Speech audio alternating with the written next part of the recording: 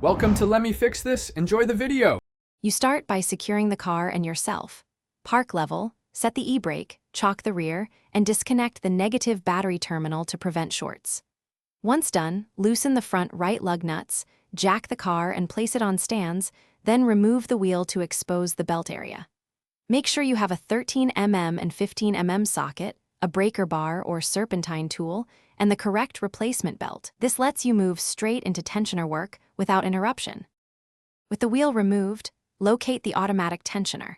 It's spring-loaded and usually labeled with an arrow. Rotate the tensioner clockwise with your breaker bar to relieve tension and slip the belt off a convenient pulley, then slowly release the tensioner once the belt is free. Remove the old belt and compare lengths and ribs to the new one, and while you're there, spin each pulley by hand to feel for roughness or play. Replacing a failing pulley now prevents rapid new belt failure.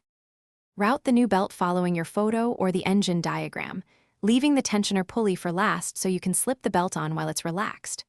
Rotate the tensioner again, position the belt fully on all pulleys, then slowly release the tensioner so it takes up slack. Double-check that all ribs sit centered in the grooves.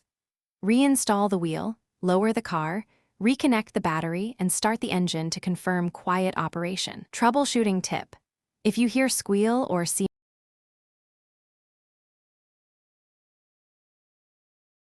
Thanks for watching. If you found this helpful, don't forget to like and subscribe.